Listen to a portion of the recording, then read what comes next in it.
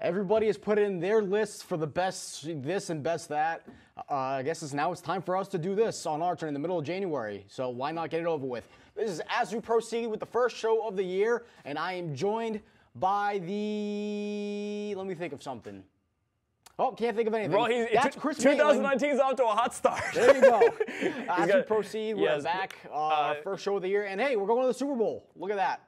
Are we? Yeah, I mean, not me personally, but well, the I'm Patriots not going, and nor is my team. But hey, that's. Oh yeah, sorry, your team's not going. Yeah, no, this is the official podcast. Actually, the only podcast that does year-end lists at the right time of the year after the year's over. Yeah, you're right. So that's right. I personally think that's how all Victory. No, exactly. Should be. No, stop putting your fucking list out on Arbor Day. Yeah. You fucking assholes. And complaining about, particularly with hip hop, because like mad people release albums in December and like late November, so you really can't. It's irresponsible to do your list anytime before the end of the year. I will tell you, it took me a while to subscribe to that, but I think I've finally come around to it. You come around. I've come around a lot. I'm a bad influence. Yeah. Well, yeah, that's what we're gonna do. We did it a couple of years, in a row. So why not just get started? This is our favorite story of the year. Do you have your favorite story of the year? Well, I'm pretty sure yours is pretty obvious. Well, you're first, pal. So you're being irresponsible. Well, again. I feel like I like your story more, so I was gonna let you go first. But sure, I mean, for me. Well, you just went against what we said in our production meeting, you asshole. We specifically had you do it first. Okay, fine. Go ahead and call me out on camera. Yeah, because I'm sure Dave had a mild stroke back there that I didn't prevent him from having. Because we specifically said, like, you're going to go first, I'm going to go second. Oh, it makes it easier for me. Oh, no. Chris, why don't you go first? No, motherfucker. Okay, fine. I'm used to throwing it off to you. But my favorite story of the year is going to be Kanye West and his explanation to TMZ about why Yandi was delayed. Look at that face right there. I know you guys are tired of us going back to it, but I mean, Kanye and his antics was just a highlight for me personally of 2018. That's a man that wants to discover the place that they call Africa. Yeah, and he's probably looks like he's still in the middle of it, as I can tell.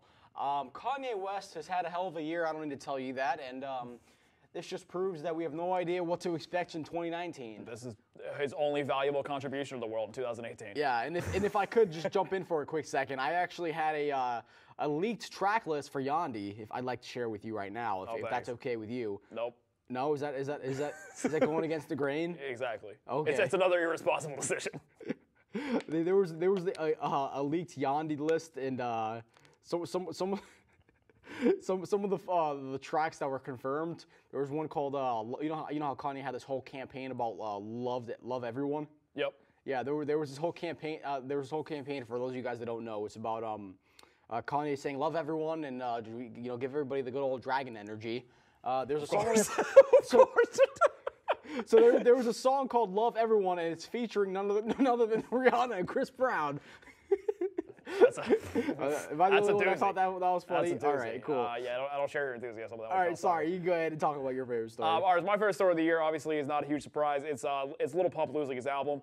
I mean, as you all know, I revel in ridiculousness, and this story is just so stupid. Namely, because it'd be one thing if he said he lost his album, but he wanted everybody to find it, like it was a physical, tangible item that could be found in the wild. Yep. And there's actually a video to go along with it. There is a video that's a video that's absolutely tremendous of Lil Pump just throwing shit around looking for his album, like it was his keys, or like he was looking for his phone or his keys or something. And it was fucking amazing. And the album is still not out. Harvard Dropout's still not out, and I hope it never comes out at this point. I hope it remains lost in the ether. Can I just go back to this Yandi album for a second, because that album has been found, and among it are some classics, future classics known as Viper's track featuring Viper. Scum Gang Freestyle featuring 6ix9ine, R. Kelly, and XXXTentacion. Oh, and Chris Brown, who was just recently accused of something not so nice. That sounds like a grand album, let me tell you. And then you have Playboi Carti on the song. The song is called 28-second Playboi Carti snippet. That is the full title of the song. All right. Just like the Earl Sweatshirt introduction of Vince's album and the like. Yeah. Sounds good. So yeah, that actually sounds like the only good thing on the album. Besides that, it's just giving a bunch of horrible people a platform. Let's move on to our next one. What do we have next? Our favorite. Oh man, I don't even know what now. God damn it! I ask you to drive the fucking bus and you friggin' blow it. Well, that's the thing. God damn it! Here's the thing: is I don't know what the list is, but I definitely told Dave. I know. So I told Dave this is going swimmingly. I believe the next one was the biggest Biggest surprise of the surprise. year. There it was. All right, well now we're going out of order because that's mine. Yeah. All right, so my biggest surprise of the year was Invasion of Privacy by astute political commentator Cardi B. Well, that's actually my biggest surprise too. So.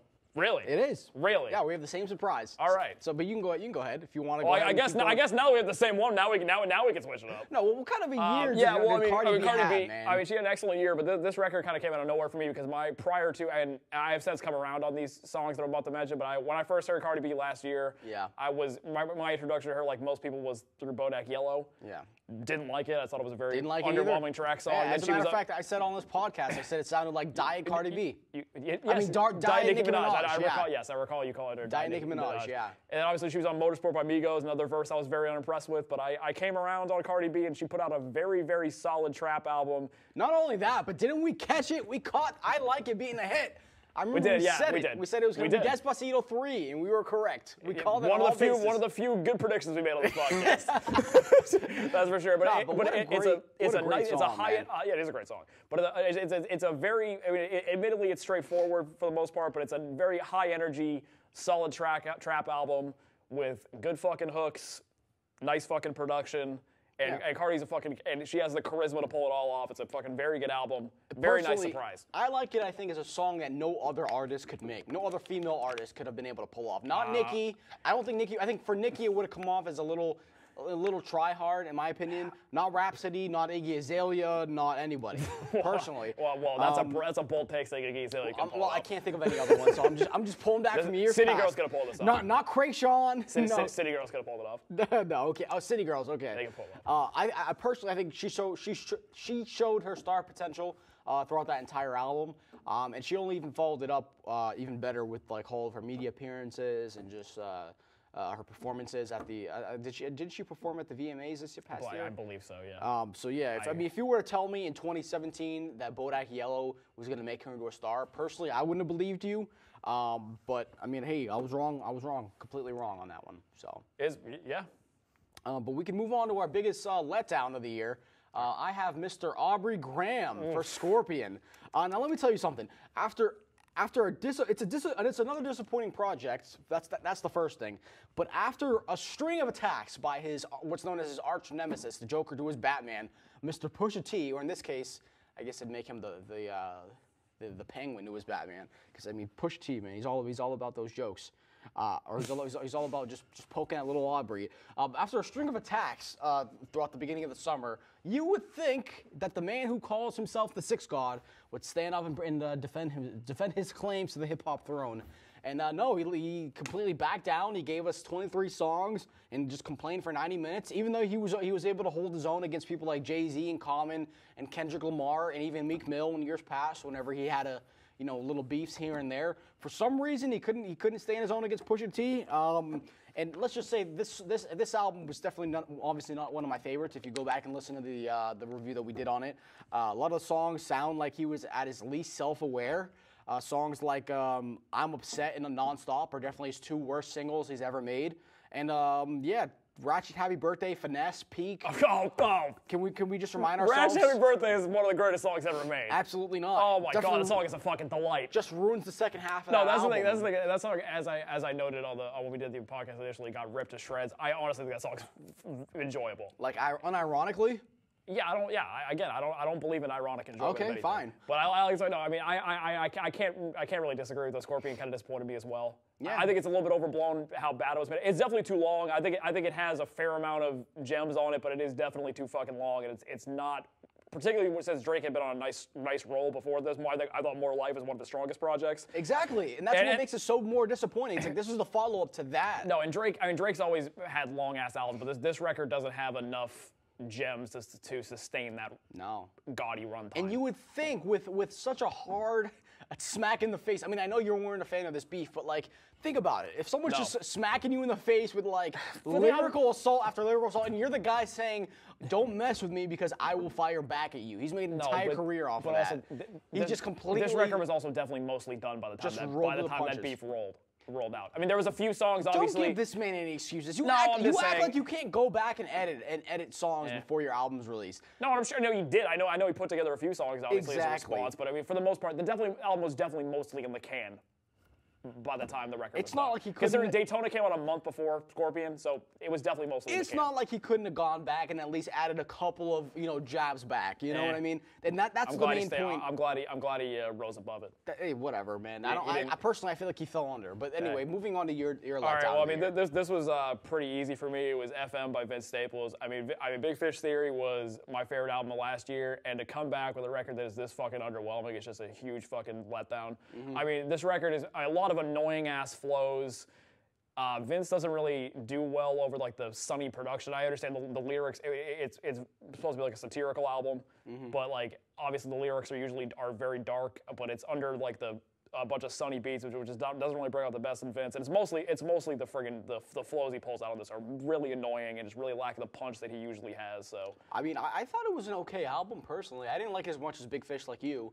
I thought it was kind of weird. I thought it was really flat. I mean, it's really flat. Really? It's not. I'm not gonna say like I'll stop short of saying awful. It's awful because again, it is ambitious like as usual for Vince. You know that song "Fun"? Do you like that song "Fun"? No. No, you don't like it? Oh, all right. No. That was probably one of the only good songs I liked on it. No, there really isn't. That's the thing is there also like really isn't anything that stands out. It's kind of all just like eh. Kind of there. Yeah. Okay. I'll say like "Feels Like Summer." I think that's the first song. I think it is. Oh yeah. That's the one song that I like. Yeah. Okay. But yeah. Not really much else to say. It's a pretty short album. I got Very through it short. just Very fine. short. That's one of the few redeeming qualities. Did you notice the album cover resembles is like an homage to that Green Day album cover? No. I did not. All right, actually. cool. Well, I guess I'm the only one that caught that. Moving on to our next one. Astute eye. I'm going to go ahead and just roll.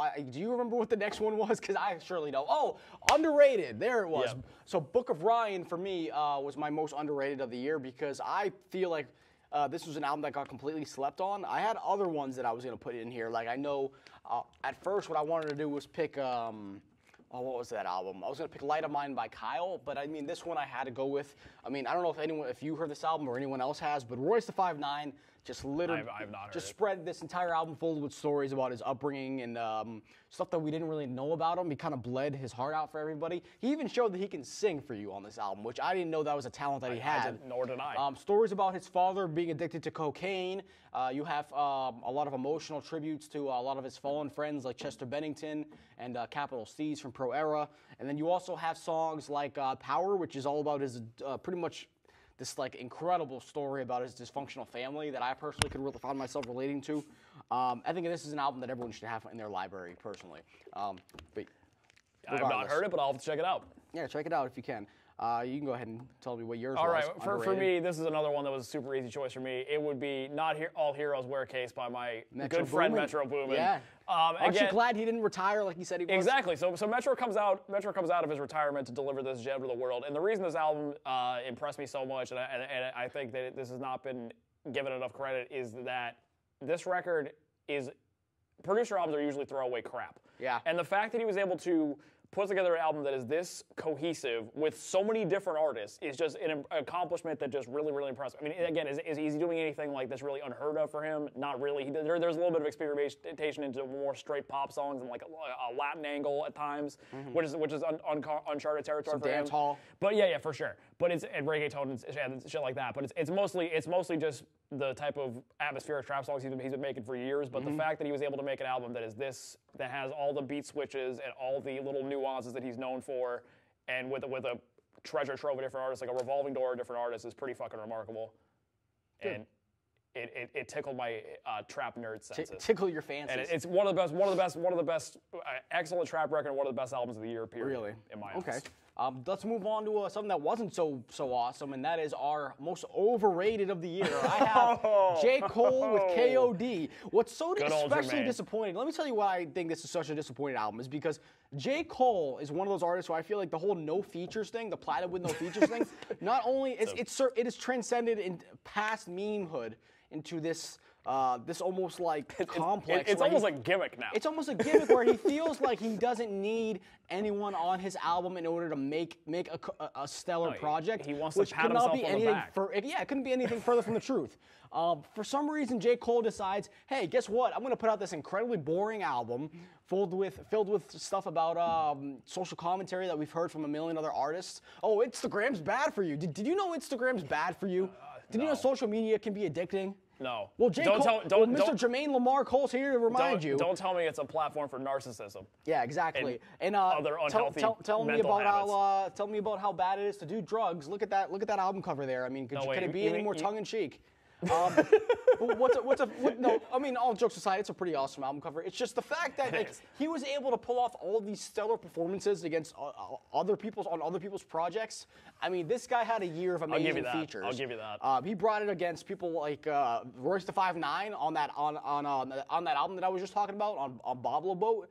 Then he also did it against other people that are on his own label. He outshined them on Boss's album, Cause, and even JID with Off D's, which is amazing as feature. Much as I rip on J. Cole, his guest spots on Off D's and A Lot by 21 Savage are both really, really good. Pretty Little Fears with Black. It's like, why can't you return the favor and have them return the favor and be on your project? J. Cole's just a letdown in general because the guy, he has all the fucking tools to be a great artist. He's too much into his own head. Exactly. I think is what it is. His problem, it's like fucking Cuddy. He just he got to a point where his ego just fucking. That's a pretty solid comparison. The comparison. talent, but his ego just got the best of him. Yeah, and on top of that, I think this whole Kill Edward thing, I mean, I know for a lot of people, they think it's cool that J. Cole has this little alter ego thing, because now it's cool to have an alter ego for other rappers in hip-hop. Personally, for me, it's just another reason to turn this album off. Yeah. So with that said, I'll turn it over to you. So for me, it's got to be, and this is gonna make people sad. Again, I'm gonna state a million times, this is not an album. It's not a bad album. Overrated does not mean bad. Nice little This disclaimer album there. is completely fucking fine, but I went with Daytona by Pusha T because I just do not think this album is the masterpiece it's perceived to be. That's fair. I just don't think, again, and Push is partially to blame for this because he just kept talking about how fucking he went harder than anybody else this year, which I disagree with. I think this is the worst solo album he's put out. I think that the sample work is really fucking choppy. I don't think there's one truly great song on it. Jesus, dude. And also, for a guy who toots his own horn for lyricism, he wrote the worst fucking lyric of the goddamn year on Hard Piano, the opening lyric where he says, like, these girls fall in love with the camera and then turn around and fucking janitor. Why is that a bad lie? It's horrible. Why is it horrible? Explain to me. It's fucking corny and not funny. Why? Why is it? I mean, it's not. I don't think it's supposed to be funny. It's supposed to be. No, I think it's supposed to be like. No, exactly. But he's trying to prove a point.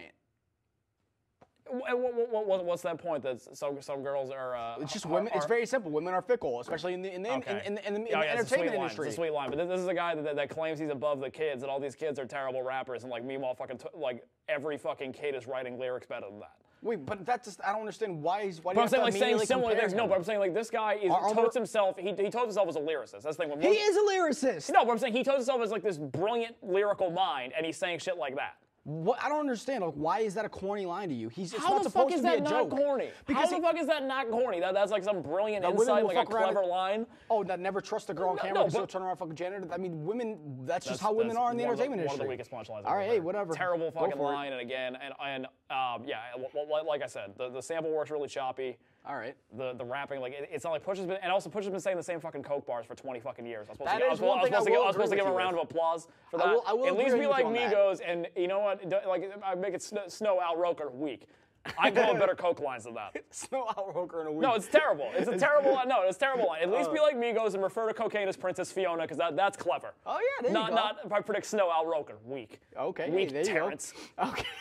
Get that shit out of here. But this Going record, I don't know. the jugular. I don't okay, on Daytona. Production isn't that great either, so fucking what? Really overrated. Really out of overrated. Your Kanye's mind. lost it. Kanye's lost it. On Hard Piano? Kanye's lost it. Are you out of your fucking mind? Weak. If you know, you know is the only great beat on the album. The games we play? Weak. Oh, that belongs. The beat switch on Santeria is cool, but that's about it. Oh my. See, now you're going back on your pick. Overrated. There you go. You're overrated back. As fuck. You're walking Not it a classic. Back. But anyway, not a classic. Let's go on to our next category, which is, I believe, guest verse. There we go. I'm going to give it to the one and only Marshall Mathers on Caterpillar. My goodness, it took me a while to come up with this category, but I will say, out of all the corny bars that we got from Marshall, which, I mean, even as a stan, I will admit that he did do a lot of corniness on not only Kamikaze, I mean, not only Revival, but also Kamikaze. I do believe that this is probably my favorite guest verse of the year. Let me tell you why. Marshall Mathers decided to completely hijack, which it's actually kind of unfair how he just decided to hijack this entire song. He came through on a Caterpillar and decided that, hey, you know what? I'm tired of giving corny punchlines, because a lot of the punchlines on here, especially the whole thing with like, there's a part on there where he talks about, you know how all these rappers have like the whole thing, I'm the shit this, shit that. Yeah. There's a whole line about Metamucil that was kind of funny, made me crackle. a cackle for a little while, and I thought that was cool. And then he has this incredible rhyme scheme when he's talking about Anderson Silva breaking his shin bone during one of his matches in the UFC. It was pretty funny. Yeah, the rhyme scheme's all over the place, and he decided to come through and smack the listener right in the face. So props to Eminem for not delivering a pretty shitty verse. It's funny. Although I will say it's a little too long though. It's about like 2 minutes, and then the song just ends at the end of his verse. There's no outro. It's funny that Eminem is so old, and so is that he referenced Anderson Silva. Why is that? No, because Anderson Silva has been like basically out of the UFC for a long time. Yeah, but that was a huge story. Yeah. Like when he broke his shin in that match. I mean, that was a huge thing. So I don't know what the hell. Needs to brush up. Whatever. But anyway, you can go ahead and tell them. Give it the times, Grandpa. All right. So for me, I mean, were we really gonna have a year where I didn't give Young Thug an award? I mean, come on. I couldn't give him Album of the Year. I think that would be unbefitting to our show. No, exactly. So for me, the Jeffrey's top contribution music this year was a guest spot on Offshore by Sway Lee from Swaycation. Now, see, Swaycation is a very average album. It's just Sway Lee delivering some like very mediocre songs, some very mediocre sad boy pop rap songs, R&B songs. I will say, I mean, I came around to Sway Lee this year personally. And there's a few moments of brightness in general. Like Guatemala's a nice song, but like this song is the dose of crazy that this album needed, the dose of crackpot energy. He's definitely trying to be the Andre 3000 of the Ray Sherman duo. No, but Young Thug comes out. Young Thug, this isn't so much a guest spot as it is a complete fucking hijacking. As you, of course, I'm disappointed you used. I was gonna use the word hijacking, so I'm glad we're on the same page with the word hijacking. Hijack, yeah. Because this Young Thug literally comes for 2.5 minutes and gives one of the most insane, like eccentric, flow, funny voice, high to low, crazy performances he's ever given. This is Offshore, right? Yes. Man, and it's just a beautiful dose of eccentricity and why I love Young Thug so much. Also, he also gave, this is the thing, for whatever wants to come at Donald Trump, I mean, obviously he's the easiest fucking target in the world. I like to keep things short and simple with Donald Trump insults. He just says at one point in the song, I'll slap the shit out of Donald Trump any day. There you go. Exactly. Now that's type of political commentary. It's short, it's quick and to the point. There you go. So, bonus points for that thugger. Speaking of Donald Trump, let's move on to our favorite beat of the year. This is America. There you go. It's a very loose tie, but it is political, so that's why I went with the Donald Trump. Yep. Speaking of Donald, that's probably what I should have said. Best beat of the year for me, produced by Ludwig Göransson and Mr. Donald Glover himself, man. He didn't put out a project this year, but he put out this banger of a record. Probably ended up on a lot of people's list, and I think for the right reasons, definitely deserving of it. This is America has this incredibly wobbly beat, and then it comes in with that breakdown at the end. And I always start dancing at the end when it goes. I don't know if you like when it leads up after that bridge, and then it's just get down. I'm just like, yo, this song is amazing, man. I love every second of it, and especially towards the end. And I don't really know what else to say. I mean, I just hope that Ludwig produces the majority of this next album. How much is it, because obviously you being the Gambino stan, how much has Ludwig done any of his stuff before? Ludwig has done everything, even before he was putting out single projects. When he was on the NBC show Community, Ludwig was doing the music on that show. No, because I know Ludwig as a composer. I'm much more familiar with his work as a composer than I am his production work. His production. Well, I mean, they're kind of cousins to each other. Because I know that Gambino did it. I said Gambino. I know that Mr. Glover produced a lot of the stuff on Because the Internet's the only Gambino album that I've heard a bunch of. Yeah. He produced most of that album himself, didn't he? Yeah. Well, he produced most of it himself. Okay. Ludwig did some stuff here and there. Okay. I know, even on songs like 3005 and what was the other one? Telegraph Ave. But yeah, this was definitely, I think, my most favorite beat from Donald Glover and Ludwig personally. What was your favorite beat of the year? All right, well, this is again probably one of the few surprises. I did not pick a Metro Boomin beat. What? I did not. Were you when I sent this over to you? Yeah, I was surprised. All right, I was pretty surprised. Okay, so I went with R.I.P. by Playboi Carti, produced by. I'm surprised you didn't go. Sorry, I'll wait for you to. I was gonna say I'm surprised you didn't pick Sicko Mode. Really? No, yeah. I mean, come on. No, man. I mean, you don't like the beat on Sicko Mode? No, it's a good beat, but Sicko Mode, and obviously I'm a complete Travis Scott fucking fanboy. But I mean, you're also a fan of Mike Dean, and as in you're right. And Sicko Mode, it's a very good beat, but I don't think. Take Heath, fuck these N-words up. I don't even think it's. I don't even think it's one of the best beats of the album. What was that? Anyways, but so yes. R.I.P. by Pierre Bourne. Now see, Pierre Bourne's beats are usually a lot more intricate than this, but this beat is this very simple piano line with this thumping bass, and it just goes so fucking hard. This is the type of beat, it's just like a boo, Boop. Yeah, I had to listen to it when he sent it over because I wasn't aware, and it was just like at the beginning I was so confused. I'm like, why is this his favorite beat? And then like a couple seconds in, I'm like, oh, okay. Yeah, it is a run through the wall type of beat, and and it's very and that's the and Pierre, as I said, is like he's one of my favorite producers. I think he's a goddamn genius. I think a lot of the reason Die Lit works so well is because of his contributions to it. But this and it's one of his simpler beats, like I said. But holy shit, it is so fucking perfect, and it brings the best out of fucking Cardi, and it's just every time I'm Christ, this came out in May. I probably heard the song 50 times. Really? Every time the fucking beat drops at the beginning, I fucking lose my mind. That's amazing. It is beautiful, beautiful fucking shit. Pierre Bourne, you are a goddamn beautiful man. There you go. There you go, man. Thank you for this. Let's move on to our next one. We're just kind of going along here. I think it's going to be best collaboration. I think it is. Which there you go. Wow. Wow. Now this is a surprise. Oh, for me? Yeah. Let me tell you. On, man. What did you think I was going to pick, man? Man. Kids See Ghost, ladies and gentlemen. Kids See Ghost by Kanye West and Mr. Kid Cudi. I almost made this album of the year, personally. I think this is an incredible album from top to bottom. Definitely my favorite Kanye and Kid Cudi project. Best thing I think they've ever done for me this entire decade, ever since like Watch the Throne. I think Kid Cudi and Kanye West have never sounded this good in their last couple albums, personally. But yeah, Kids See Ghost, you have an amazing intro with Pusha T that just knocks you right in the face, where you just hear that. What is it? He's like, I can still feel the love. And then Kanye West just uses his voice as an instrument. He's like, with the whole, and it's just frenetic back and forth on that beat. And then you also go on to Reborn, which is for me one of my most replayed songs of the year. And then yeah, Free is just a rock song made by Kid Cudi and Kanye West. He finally got it right. He finally got it right. Who knew it took us this long to get a good rock song out of these? Well, Erase Me was a pretty awesome rock song between these two. I mean, calling it a rock song, I think it's kind of a stretch, but I mean, Erase Me is not a rock song. You're out of your fucking mind. It has a guitar in it, but it's not really You're out of your goddamn mind. No, I'm saying, but Cudi made a full-blown rock album that is apparently a beautiful disaster, even though I have not heard it. We don't talk about that on this show. Speedball to Heaven. Yeah, we'll talk about that in the show. But yeah, Kids See Ghost, incredible, and it also gives me a little bit of hope for these two in the future, because as disappointed as I am with these two artists, I will say that whenever they get into a room, it is complete magic.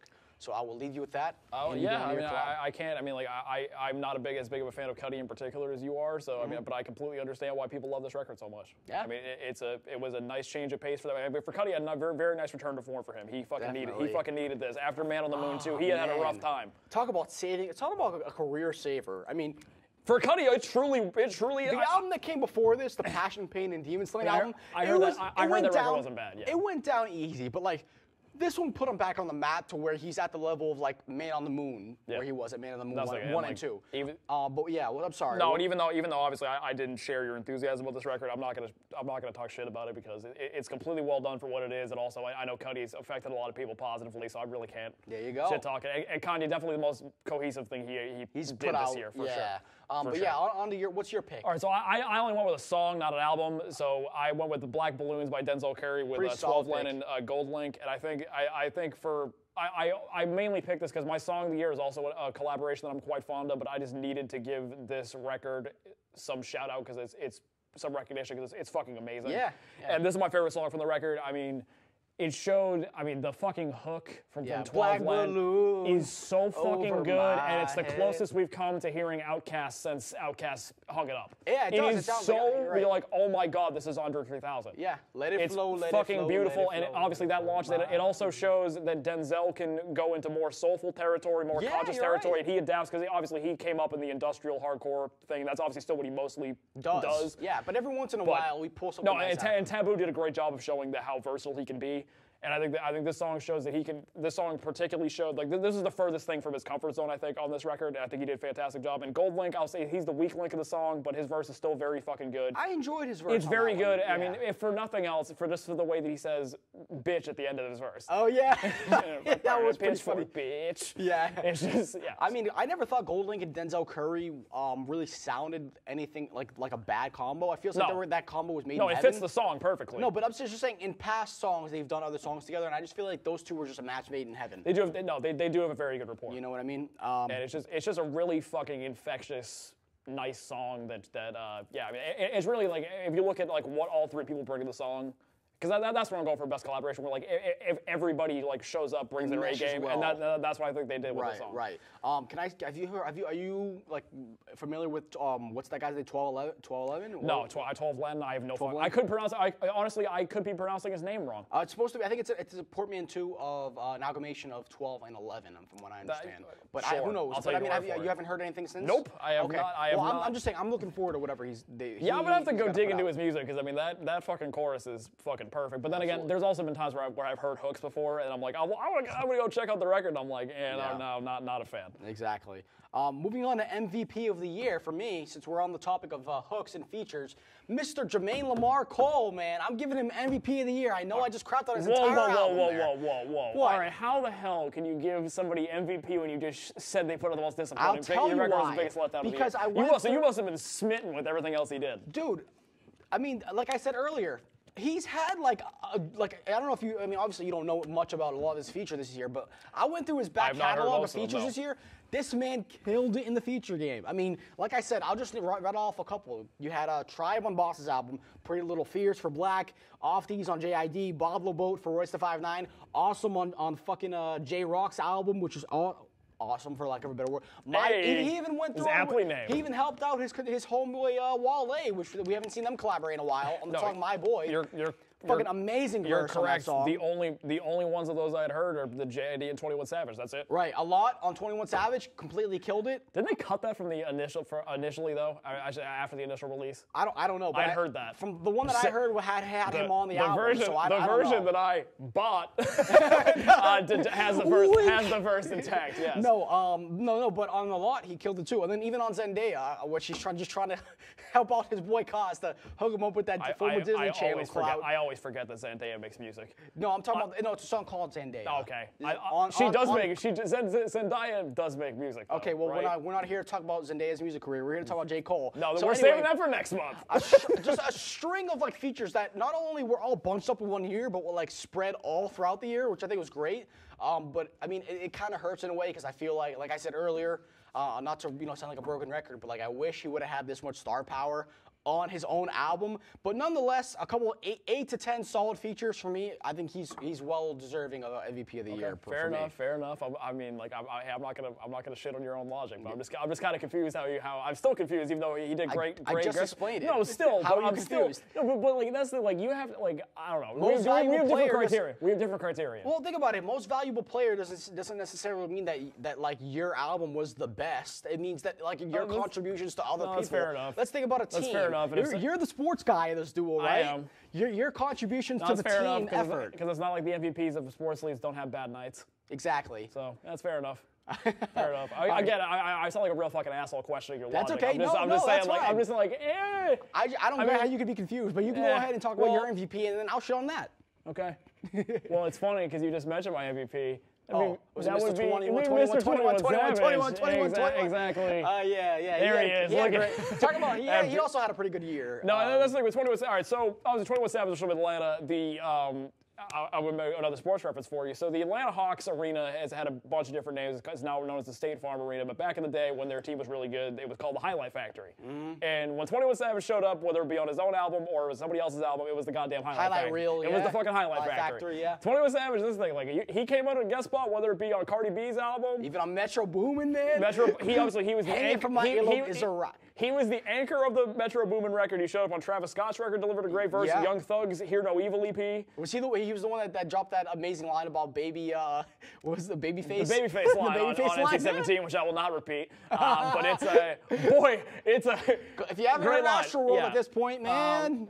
So 21, and then obviously, so then 21. So then he parlayed that into at the end of the year. He gave us a nice little gem with his album "I Am Greater Than I Was," which I think is it's gotten some pretty solid reviews. It's his best solo album, I think, by far. So I think that he's, in addition to giving scene-stealing guest verse, now he's also become a better rapper. I think, like, without losing his deadpan quality that made him enjoyable in the first place. Because like 21 Savage when he first started, it was basically just like, here's this like basically like trap rapper that basically says like that meets old school gangster rapper, but like the thing, it was just cold, hard.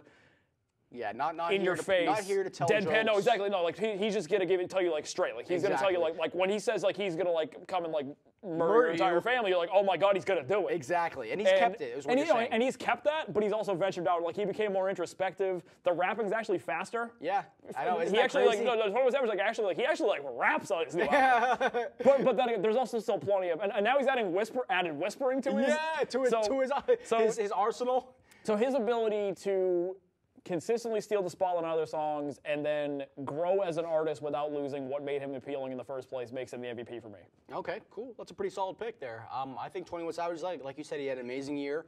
I personally still have a little bit way to go before I can claim myself a 21 Savage fanboy like you. But I definitely fanboy, not quite. Oh, not okay. quite, because not sound quite. like we're it. getting there. No, we're getting there. I'm saying he's very, very close to joining my Trap Mount Rushmore. Okay, there you go. In the number 4 spot, of course, because all right, Migos, Travis Scott, Young Thug, top 3 for sure. But he's Where's Takeoff? Takeoff's not there? Well, they're together. Solo they can't be. No, solo they've proven. While their records I think got a little bit more too much criticism. I don't think solo they've proven that they can't. They don't have the same magic. They need to be together. Oh, okay, I see there. Okay, so technically for you, they're the three-headed dog. But they're very close. Very. They're going to be they're the Cerberus on that Mount Rushmore. 21 is this close to knocking off Future off the Mount Rushmore. Oh, nice. Off my Mount Rushmore, I should say. Again. Well, if they ever knock off the Migos, Takeoff's going to be pretty bad. It'll be the second time we got left off of something. Let's move on to our worst album of the year. Let's go. Dummy Boy by 6ix9ine, personally. You heard this album? You listened to this record? My God, this album's garbage. See, it's funny because the other night you changed your mind. I didn't have a worst album. I don't have a worst album. Leading up to this, I did not have a worst album pick, but man, 6ix9ine was like, hold my beer. I was ready to come on here and say, like, put some goddamn musical hate in your heart there, Mr. Segundo. Dude, it was hard because you know what it is? There were a lot of albums this year that I couldn't really say that I hated. I just kind of disliked, or like there was some good and there was some bad. Like Nicki's album, for example. I'll give you an example. Yeah. Queen, for me, not a really good album. Very up and down. A lot of good stuff about it. I wouldn't call it a good album. But I also wouldn't call it a worst album. It's definitely not an album that I hate. It's just a long line of albums that I just would like, never gonna really return to it. You have to, for me to be a worst album, it has to be an album that like, I can't ever see myself wanting to listen to another word out of this person's mouth. And for me, good old Mr. Daniel Hernandez came through and put out this album, Dummy Boy, while in prison. Thankfully, the amount of 6ix9ine you're probably going to have to hear for the rest of your life is very limited. Exactly. They're probably only going to get 1 or 2 more projects out of him from prison. So. Not much really else to say. I mean, it's god awful. I mean, look at that fucking cover. Look at does that look like the face of somebody that takes his career seriously? And as the cliche feeding older people tell you, don't judge a book by its cover. That's like, I've never liked 6ix9ine, but I can tell you, there's that album. There's nothing about that makes me want to listen to it. I don't necessarily think that we need anything else from him. I don't think he has anything else to offer. I know a lot of people like him because of the whole he kind of reminds them of Mystical with his larger than life personality. I don't even think we really need him for that. We have other artists in this game that can do that and do it better. I think that his shit isn't. I don't think his shit is aggressive enough to meet his persona. Because that's the thing, is he wants to be tough guy who yells. Right. But the shit, a lot of his shit's not that energetic. It's not that angry. That's what I'm saying, kids. I'll say, go listen to City Morgue, who's from the same city as him, and one of the guys, Zilla Kami, used to ghostwrite for 6ix9ine. So if you want music that's actually really, really fucking aggressive, go listen to City Morgue. Absolutely. Or you can just, remember Flapper Zombies? They have a guy out there called Michi Darko. Sure. He sounds a lot better. He can do a lot of his flows. He can run them a lot better, a hell of a lot better. But yeah. No, but if you just want the pure rage angle that 6ix9ine is going for, City Morgue. On top of that, let's talk about Fifi for a second. I know we touched upon it. Song. My God, one of the worst songs I have of the year. Fifi. I have heard Fifi. Good Lord, that song is terrible. Not only since we're on the topic of Nicki Minaj, Nicki, can you do us a favor and not collaborate with artists that make sound even worse than you? Jesus Christ. Nicki Minaj and Kanye West, for example, one of the worst features he's ever done in his entire career was on this album. I mean, I thought that I like it, or I love it, the song he did with Lil Pump. I thought that was funny. I think he was kind of trying to go for that same energy on that song. I think it was called Bukkake. I don't know what the song was called. Well, it was rapping about porn. It's probably Bukkake. Yeah, no. There's a song called Dummy Boy that I can't name because I mean they all have ridiculous titles. I think the song is called Waka. No. Weren't most of the songs called like in the vein Conga. of Conga is the name of the song. Conga? Conga is the name of the song with Kanye West and then he also did a song called Mama with Nicki Minaj and Kanye and 6ix9ine. But weren't like most of the songs either like Fifi, Kiki, yeah, like that type of shit? Like that's what they're called. Hee, pee. Yeah. Pee. I'm 6'9", I'm multicolored urine. I'm tired of talking about this album. You can go ahead and talk about your worst album. Well, it's funny you said I'm tired of talking about this album because I'm fucking tired of talking about this album. That's why I'm gonna keep this really fucking short. I should have picked Ye by Kanye because that was the #1 album. I don't think it's deserving of it. See, personally, I think it's very deserving of it, but it was also that's from an artist that I enjoyed. Now, this is a fucking guy that I've hated for the last 6 years intensely. So yeah, Kamikaze by Eminem, huge shocker. Yeah, an old man. Wait, you're not an Eminem fan? No. Since when? I don't know if you guys knew that. Okay. God, I'm sick of fucking talking about this asshole. No, but it's yeah. So an old man. You're really gonna hate when I come to the best album of the year. A 45-year-old man just decides he wants to own the kids in a language that they speak by waving his finger at them and yelling at the sky over their some trap beats, and it's very, very annoying. That's it. All right, cool. Well, I'm glad we got that one out Very of the way. boring, very annoying, just wretched stuff. And Marshall, please go to a home. Just pack it in, go away. You've made so much money. Just leave us alone. Please, I'll say I'm walking off the podcast with the review of another album. I'm never listening to another Eminem album again. I'm fucking done. Oh, really? Are you just saying that because you're in the heat of the moment? Or are you? Really No, I didn't plan on it. But you're like, we're reviewing Kamikaze. I'm like, why?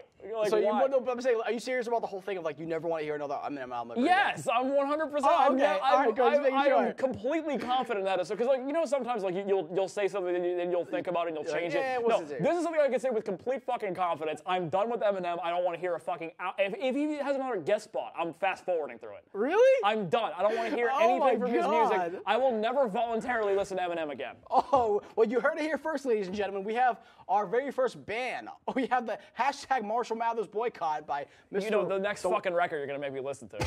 Again, it's fucking Groundhog Day. Again, it's like, He has a song called Groundhog Day. Do you want to listen to that? No. Okay, cool. Well, then in that case, since we're not listening to Eminem, my best album of the year is Kamikaze by Eminem. No, I'm joking with you. Yeah, I know you're I had a lot of honorable mentions. Let me just go through that really quickly. Just honorable mentions right down the line. Kids See Ghosts was obviously on there. I didn't feel like picking it because there was just an album that I listened to more. It was between Kids See Ghosts and my favorite album of the year. But before we get to that, you whiffed Song of the Year.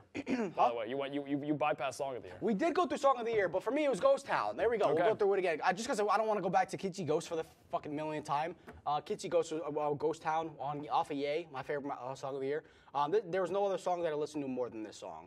Okay. Not one song. I'll throw mine in real quick. Right, it was Yosemite by Travis Scott. I mean, this song was one of the more unexpected things on Astroworld. Yep. And I think it is just a goddamn gloriously catchy, bizarre trap song. I mean, I would say I liked it more before they fixed Nav's verse because that Nav verse when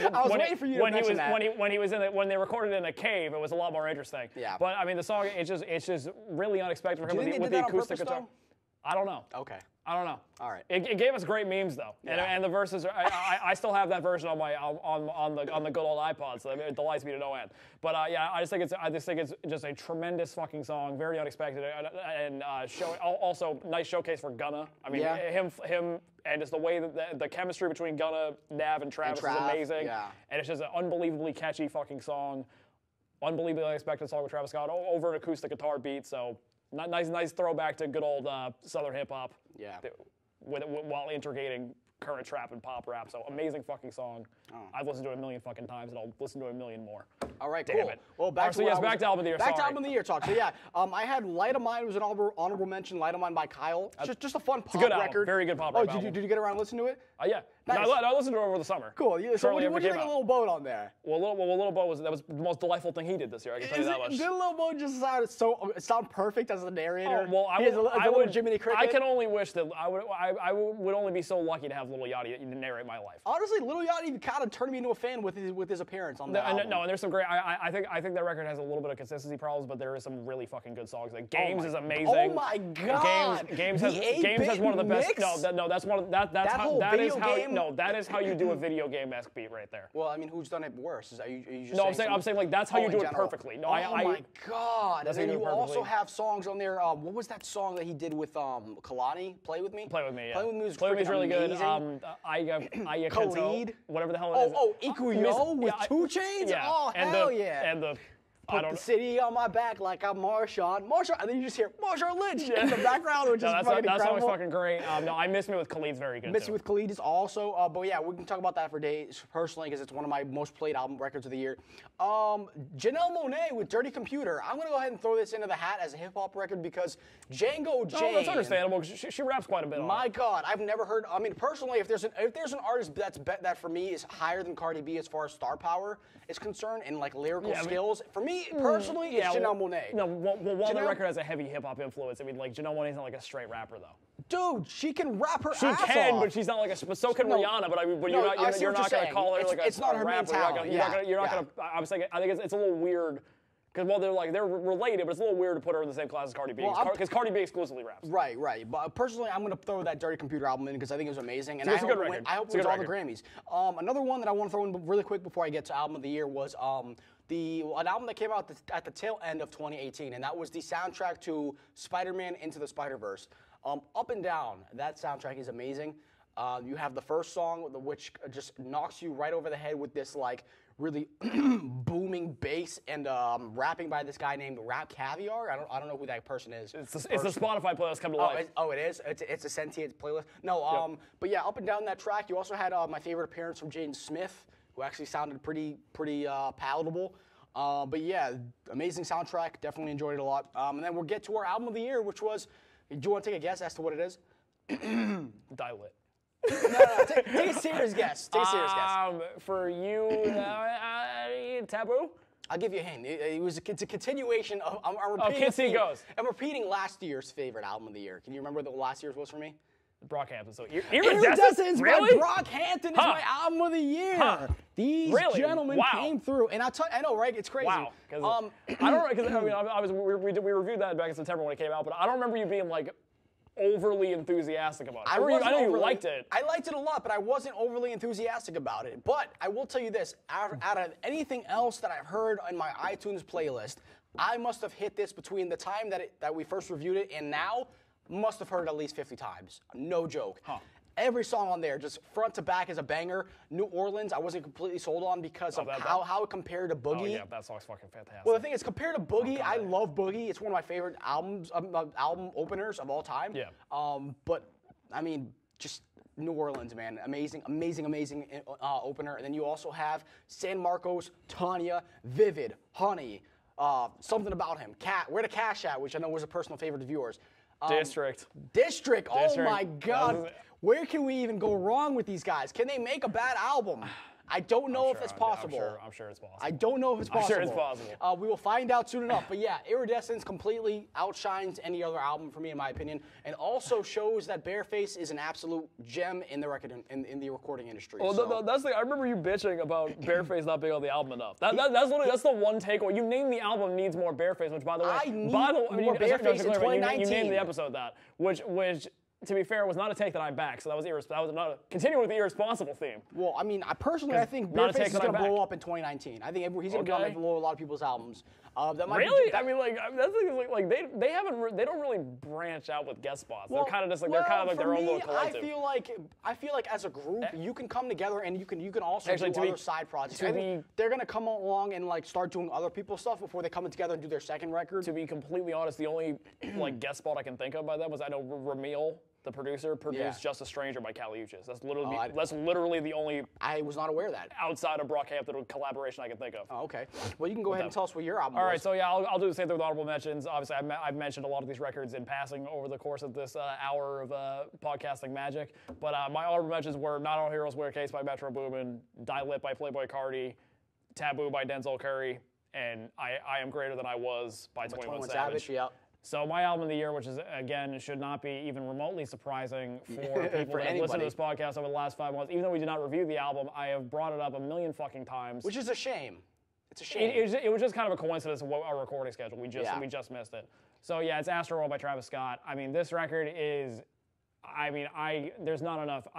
Good Lord, I can talk about this album for 20 fucking minutes. Yeah. I really could, just in terms of, like, this is, it's a really lame metaphor, and I wrote this on my year-end recap of my blog, but it's a really lame metaphor to make, but the record does play out like a fucking amusement park. It's a big fucking musical, there's roller coasters, there's halls of mirrors, there's carnivals, there's fucking freak shows, there's some directions you didn't expect, and it's just this sprawl. I'm saying, like, did before this year, did I think a song like Travis would ever make a song like Yosemite? No. Yeah, I didn't see that one coming. Yeah, I thought the album was gonna be all a bunch of stargazing. No, I didn't think, and I didn't expect him to go as far down the psychedelic rabbit hole as he did on songs like Stop Trying to Be God and Skeletons. Oh my God, I forgot about that. Oh, that would have been Song of the Year, honestly. And it's such a remarkably sprawling and consistently strong and ambitious piece of work that I think it just shows his growth as an artist, and just how I think this confirms to me that he is a generational talent. I think this record is, let's just say when we do, at the end of this year, when we do our albums of the decade, this is going to be really high up, and I've got Travis Scott hot takes that are, and I'm not releasing now because they're so fucking bonkers that I just need to take time to. But I think, let's just say this album will be very, very high on my albums of the decade list. I think it's an absolute bona fide fucking masterpiece. As it deserves it, yeah. I don't think it's a bad song on this record. I really don't. I think it's just a consistent 18, 19 tracks. Hell, this album is so fucking good I forgot Butterfly Effect was on it. Until like last week. I'm like, oh shit. Yeah. All right, cool. Well, there you go, ladies and gentlemen. Our picks for our best album, best MVP, Song of the Year, Beat of the Year. You already know. Everything 2019, best and worst. All sorts of delights. We will be back with a whole new set of new takes for 2019 in a couple weeks. Our first normal episode in like 3 months. Yeah, exactly, right? Because what was it? We had our last episode was like a highlight reel. We celebrated us the last episode, and then we celebrated the music of the year this time. Exactly. So we will be back. Back to a normal episode, so. Let us know what your best album, best MVP, album, best beat, all that good stuff. Let us know how much of clowns we are for our picks. Yeah, on our Facebook page. Please insult me for thinking that Astroworld's one of the best albums of the decade. And if you're hating on Christopher Daytona, let us know how much you hate. Yeah, Daytona. Exactly. I like Playboy Cardi though. He's really cool. Okay, who's sounding more like an old man right now? You or Eminem? Not me! Oh, still Eminem? Not me. Me and the kids are right on the same page. Okay, cool. Okay, well, I listen. Thank you guys for joining us on this episode of As We Proceed. As always, make sure you follow us on Instagram.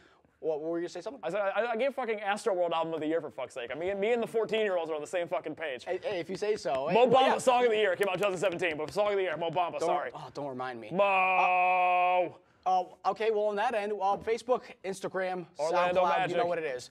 We will talk to you guys next month. Peace out. Mo. Happy 2019.